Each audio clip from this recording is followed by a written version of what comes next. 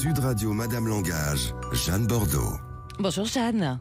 Bonjour Laurence. Jeanne Bordeaux, linguiste et artiste. Et comme chaque week-end, on vous retrouve pour un décryptage estival des mots de l'actualité, les mots du politique. Et parmi les mots qui ont beaucoup circulé ces derniers temps, forcément, entre les différentes élections, c'est le mot extrême. Extrême avec un S à la fin d'ailleurs. Oui, Laurence, extrême a fait partie vraiment des mots majeurs qui ont été dits et redits comme un refrain dans les débats. Alors, bien sûr, il y a eu cette dissolution dont on avait déjà parlé, mais au fond, ça n'est pas un hasard parce que nous regardons la langue toutes deux et on avait vu déjà monter des préfixes comme hyper, giga. L'an dernier, ça a été ultra. Donc, quand on a ultra droite, ultra gauche, on sent que ce sont des préfixes qui annoncent l'extrême. Enfin, après, en même temps, il faut peut-être un petit peu vous-même clarifier la notion d'extrême parce que tout peut être extrême ou extrémisme. Hein. Oui, vous avez raison, c'est un mot de l'époque. C'est-à-dire, quand on est extrême, c'est qu'on est à la limite, au bout. Et ce qui est extrême est intense, mais également immodéré, voire désespéré. Donc, dans le milieu extrême, il n'y a pas, ça va vous amuser, de centre, de modération. Et on va parler d'extrême centre à un moment donné. Hein. oui, bien sûr. Parfois, on fait des associations de langage tout à fait étonnantes. Et c'est justement le centre que le président de la République a remis en question en décidant de cette fameuse dissolution. Donc, il est le premier, d'ailleurs, à se servir beaucoup de ce mot, parce qu'il nous avait dit choisir les extrêmes, c'est choisir la guerre civile. Et vous vous souvenez, la phrase avait beaucoup fait réagir. Ah bah oui, parce que c'est une déclaration qu'on peut peut-être juger, considérer extrémiste d'ailleurs. Hein. Jeanne, d'autres mots, nos politiques ont circulé autour de ce mot. Il y a des mots d'ailleurs qui ressemblent à cette notion d'extrême ou qui le font comprendre en fait. Hein. Oui, il y a toujours ce que j'appelle moi des mots cousins. Oui. C'est-à-dire que M. Glucksmann a parlé de brutalisation des mœurs. Mais l'outrance des propos n'a fait que continuer. Vous voyez, on a eu la foudre, le feu. On a vraiment Monsieur Mélenchon qui a égrené des mots comme bordélisation, foutoir, bazar. Aucune mesure dans ses propos. Il est le plus souvent, lui aussi, dans l'extrême. Ça n'est pas un hasard. Donc, de façon implicite également, notre président de la République, lors de la dissolution, s'est référé à la série qui a eu beaucoup de succès, La Fièvre, en évoquant le climat électrique qui existait dans la société.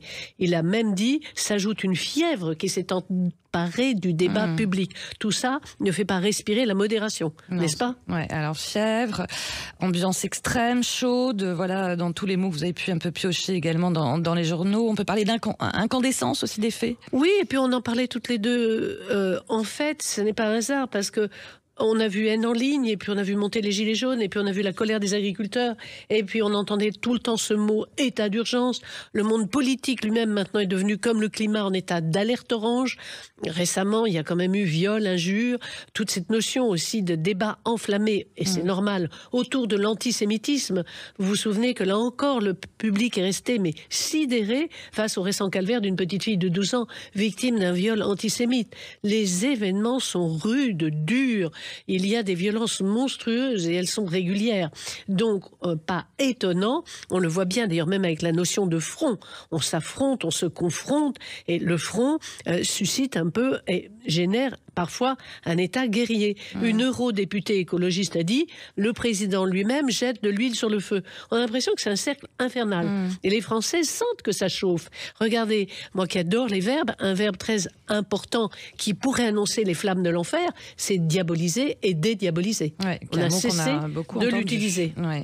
Si, moi je trouve qu'on l'a quand même entendu pas mal. Hein, oui, on n'a pas arrêté de l'utiliser, c'est ça que je voulais dire. Ouais.